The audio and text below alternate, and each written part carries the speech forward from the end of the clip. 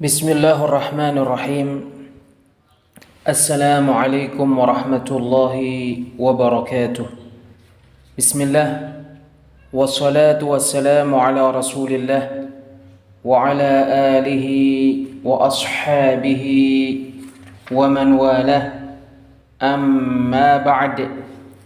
Kita lanjutkan kembali mempelajari kitab Ushulus Sunnah karya Al-Imam Ahmad bin Hanbal rahimahullahu ta'ala, yang dijelaskan oleh Fadilatul Syekh Al-Allamah Ubaid bin Abdullah bin Sulaiman Al-Jabiri hafidhahullahu ta'ala di dalam kitab beliau Ghirasul Jannah fi Syarhi Usulis Sunnah. Al-Imam Ahmad rahimahullahu ta'ala berkata, wa minas sunnatil lazimati allati man taraka minha khaslatan lam yaqbalha wa yu'min biha lam yakun min ahliha. Termasuk sunnah yang mesti dilakukan, yang mana barang siapa meninggalkan satu perkara darinya, dia tidak menerimanya dan tidak mengimaninya, dia bukan termasuk ahlu sunnah. Al-imanu bil qadari khairihi wa syarrih, mengimani takdir yang baik dan yang buruk. Wat tasdiqu bil ahadithi fih, membenarkan hadis-hadis tentang takdir. Wal imanu biha, dan mengimani hadis-hadis tentang takdir. La yuqalu lima wala kaif, tidak dikatakan kenapa dan tidak dikatakan bagaimana. Innama huwa tasdiqu wal imanu biha, sesungguhnya yang hanya dilakukan adalah membenarkan dan mengimani hadis-hadis tentang takdir. Syekh Ubaid Al-Jabiri hafidhahullahu ta'ala berkata, perkataan Imam Ahmad bin Hanbal rahimahullahu ta'ala ini mengandung dua perkara. Perkara pertama, sesungguhnya barang siapa yang ingin menjadi ahlu sunnah, maka dia harus mengimani semua sunnah dan dia tidak menolak sesuatu pun dari sunnah. Inilah yang diungkapkan oleh Al-Imam Ahmad bin Hanbal rahimahullahu ta'ala dengan perkataannya, wa minas sunnatil lazimati allati man taraka minha khaslatan lam yaqbalha wa yu'min biha lam yakun min ahliha. Termasuk sunnah yang harus dikerjakan, yang mana barang siapa meninggalkan satu perkara darinya, dia tidak menerimanya dan tidak mengimaninya, dia bukan ahlinya. Orang yang menisbatkan dirinya kepada Islam tidak diterima perbuatannya menisbatkan diri kepada Islam, ketika dia mengambil sebagian sunnah dan meninggalkan sebagiannya, maka apabila dia menolak sebagian sunnah karena membangkang dan karena menyombongkan diri, maka dia pelaku bid'ah dan tidak ada ampun untuknya.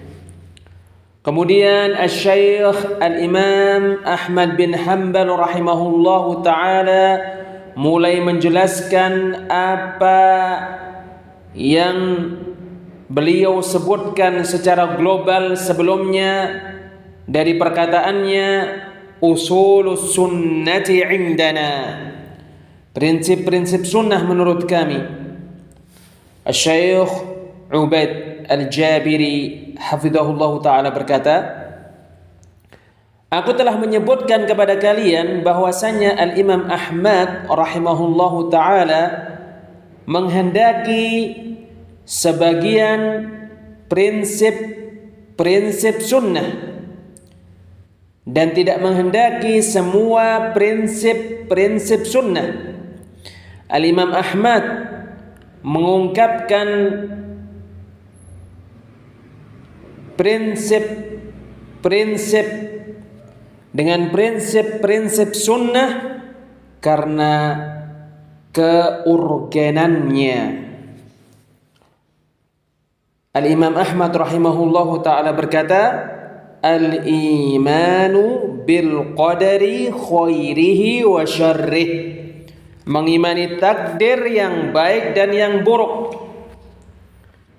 Mengimani takdir salah satu rukun iman yang 6, yang mana seorang hamba tidak beriman dengan sebenarnya sampai dia menerima rukun-rukun iman yang 6 dengan lahir dan batin.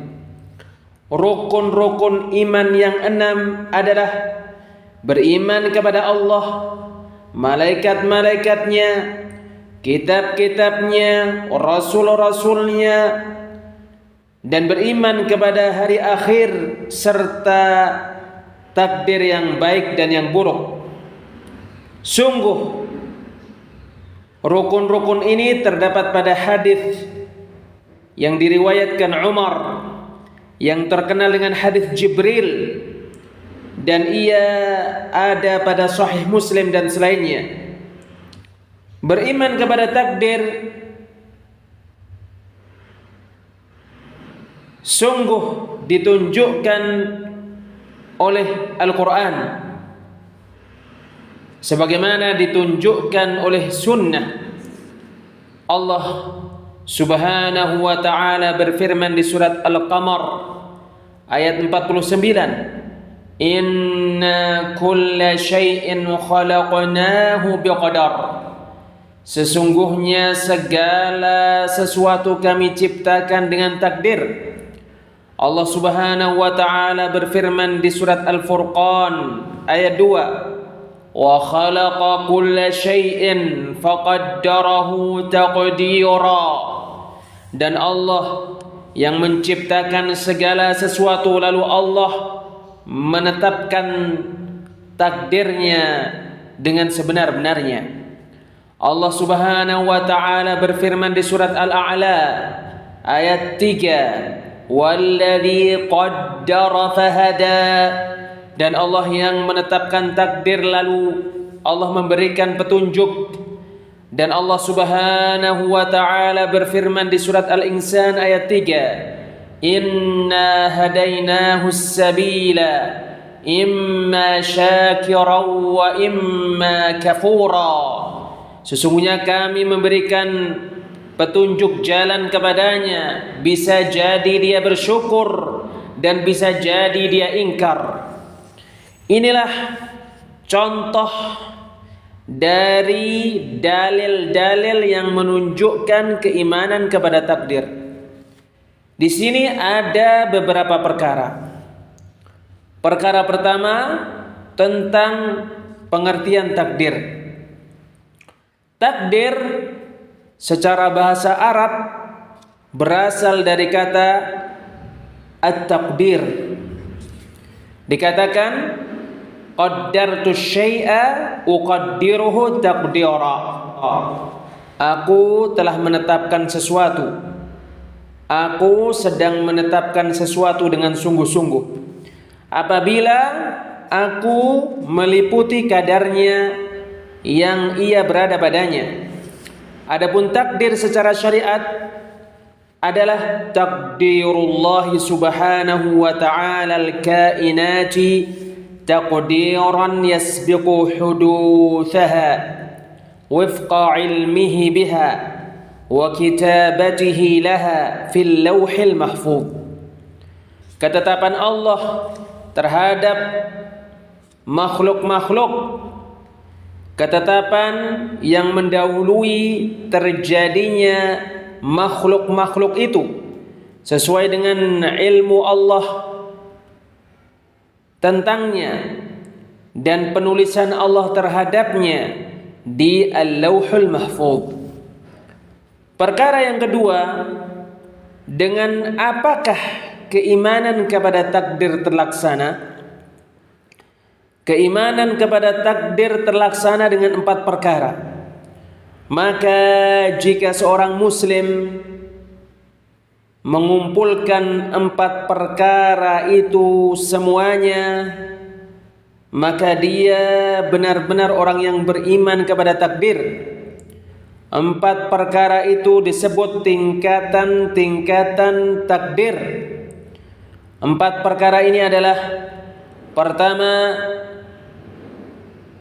pengetahuan Allah yang meliputi apa yang telah terjadi, apa yang sedang terjadi, dan apa yang tidak terjadi. Kalau terjadi, bagaimana terjadi.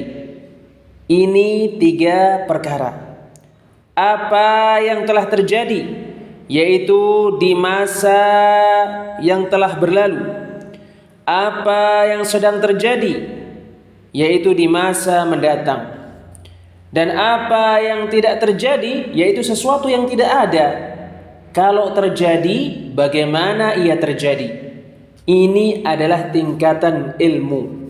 Allah subhanahu wa ta'ala berfirman, innallaha bikulli syai'in alim. Sesungguhnya Allah maha mengetahui segala sesuatu. Tingkatan kedua, tingkatan penulisan. Pengertiannya adalah mengimani bahwa Allah subhanahu wa ta'ala benar-benar mencatat segala sesuatu di Al-Lauhul Mahfuz sesuai dengan ilmu Allah tentangnya. Sebagaimana Allah Ta'ala berfirman di surat Al-Hajj ayat 70, inna dzalika fi kitab. Sesungguhnya itu berada di Al-Lauhul Mahfuz. Nabi sallallahu alaihi wasallam bersabda, kataballahu maqadiral khalaiq qabla an yakhluqas samawati wal arda bi 50,000 sanah.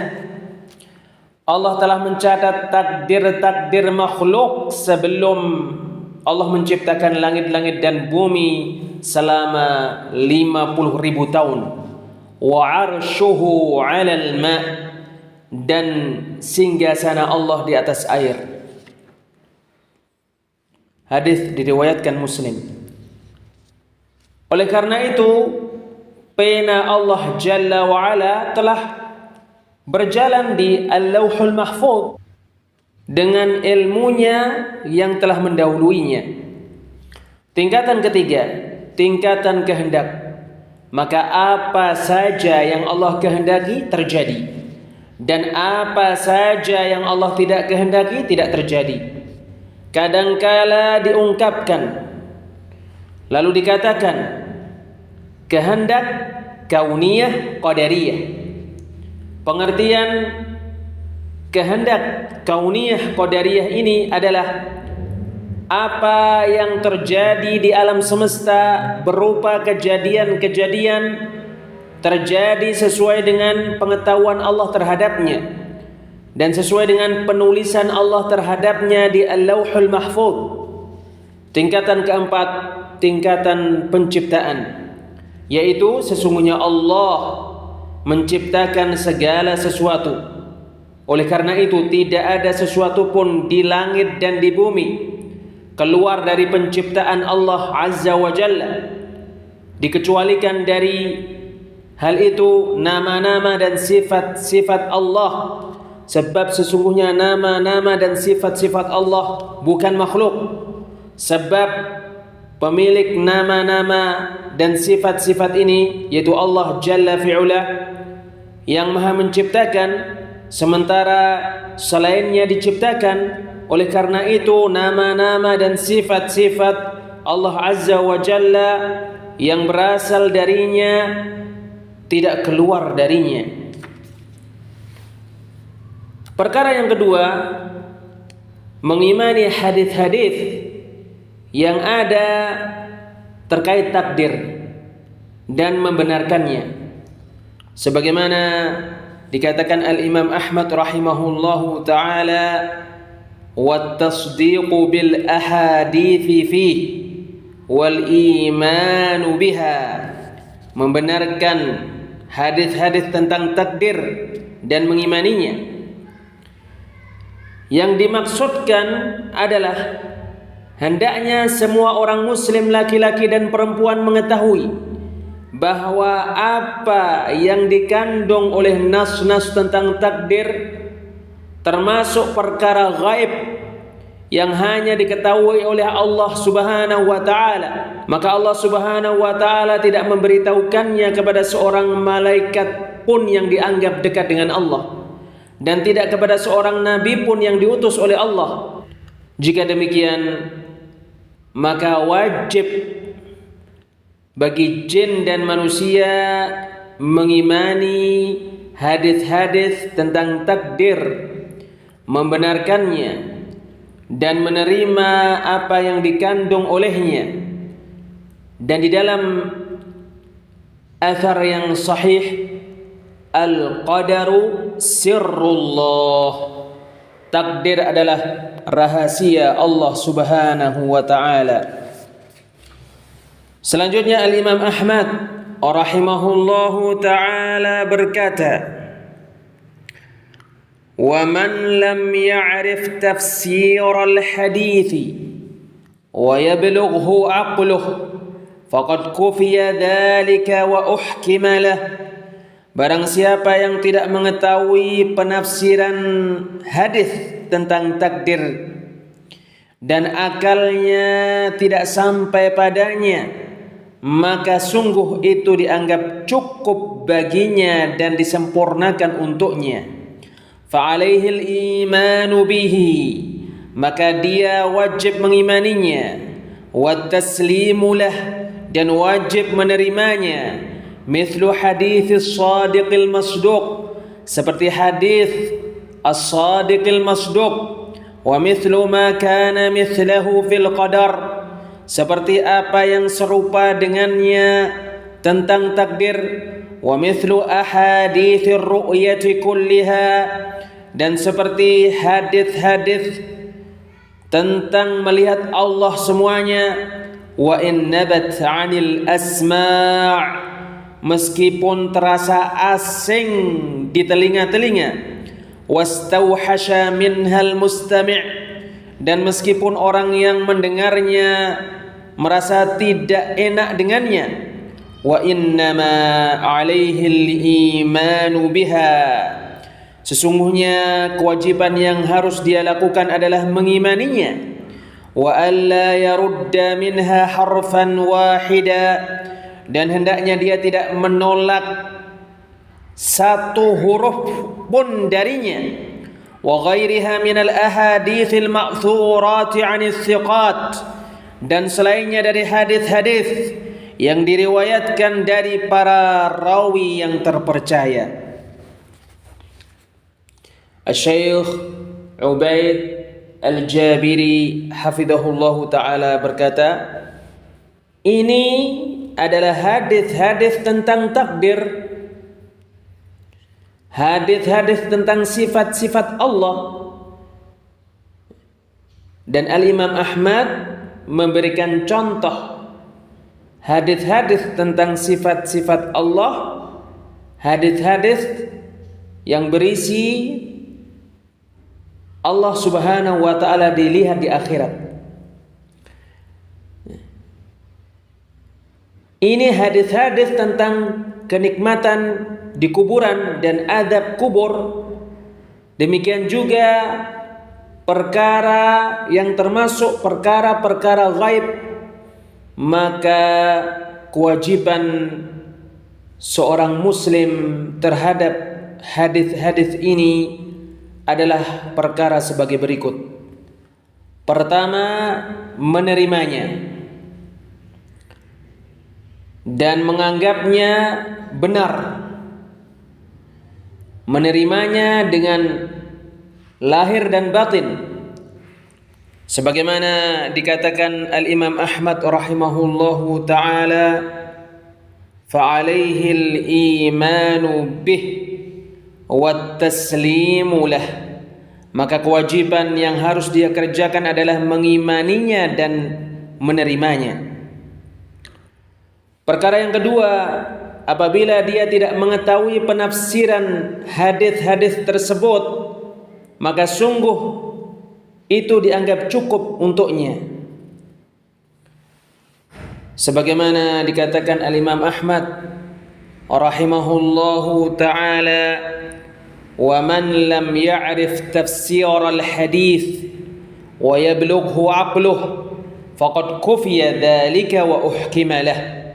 Barang siapa yang tidak mengetahui penafsiran hadis dan akalnya tidak sampai padanya, maka sungguh itu dianggap cukup baginya dan dianggap disempurnakan untuknya.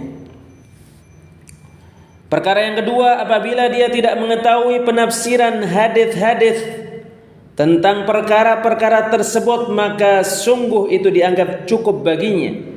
Maka jika dia ingin penafsiran hadis-hadis tersebut dan dia membutuhkan kepada penafsiran itu, maka dia mencari penafsirannya di nas-nas. Maka jika dia tidak mendapatinya di nas-nas, maka dia mencarinya di riwayat yang diriwayatkan dari para sahabat. Kemudian apa yang diriwayatkan dari sahabat ini, apakah ia disepakati atau diperselisihkan? Maka jika ia disepakati, maka dia mengambilnya.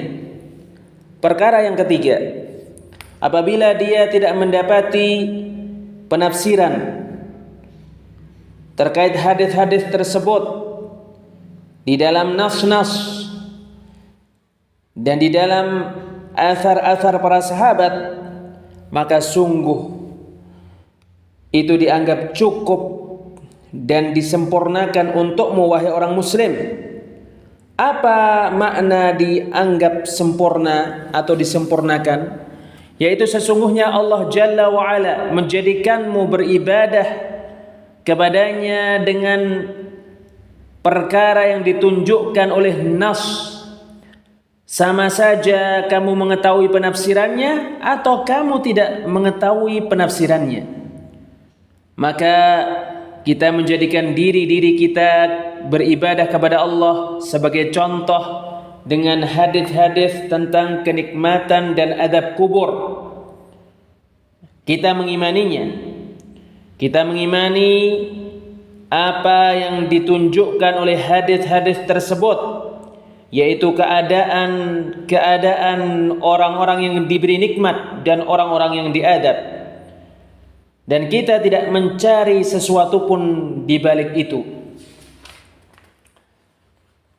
Apa yang dikandung oleh hadis as-sadiq al-masduq, hadis Rasulullah yang benar lagi dibenarkan, yaitu Rasulullah sallallahu alaihi wasallam bersabda, "Inna ahadakum yujma'u khalquhu fi batni ummihi arba'ina yawma."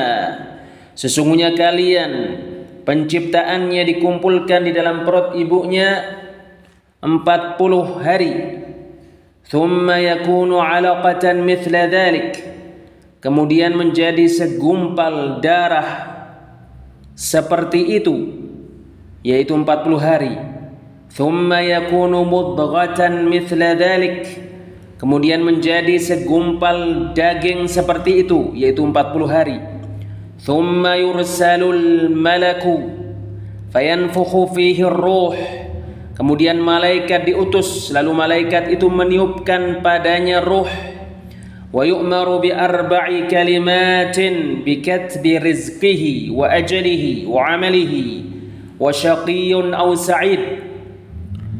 Kemudian dia diperintahkan untuk menulis 4 perkataan, menulis rizkinya, ajalnya, amalannya, dan dia sengsara atau dia bahagia.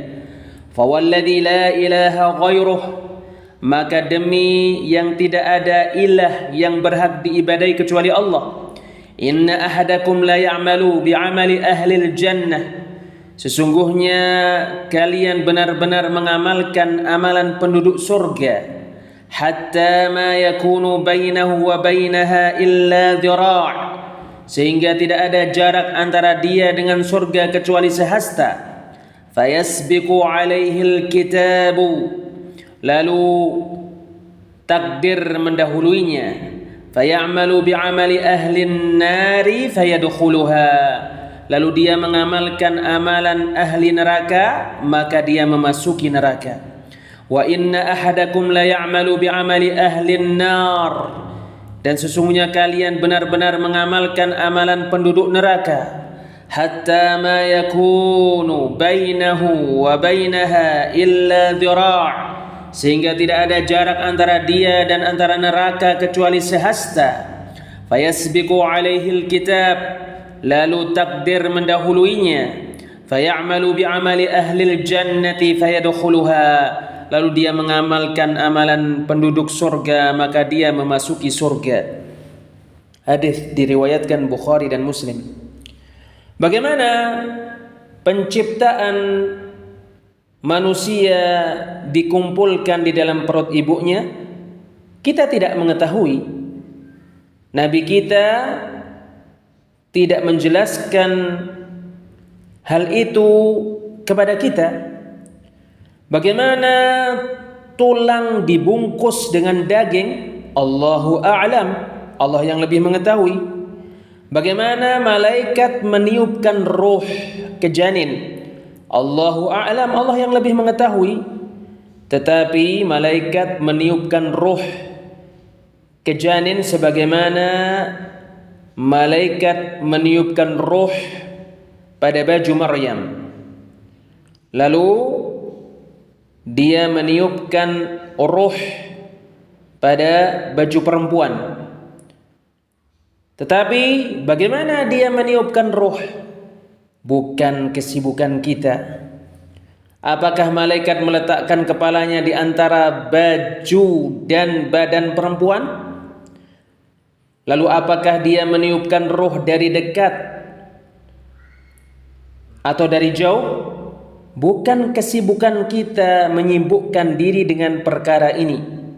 Allah tidak menjadikan diri kita beribadah kepadanya dengan perkara ini. Kita menjadikan diri kita beribadah kepada Allah dengan mengimani nas ini dan mengimani bahwa apa yang dikandung nas ini benar. Bagaimana malaikat mencatat 4 perkara, yaitu mencatat rizki, ajal, amalan, bahagia atau sengsara. Malaikat diperintahkan untuk menulis 4 perkara ini.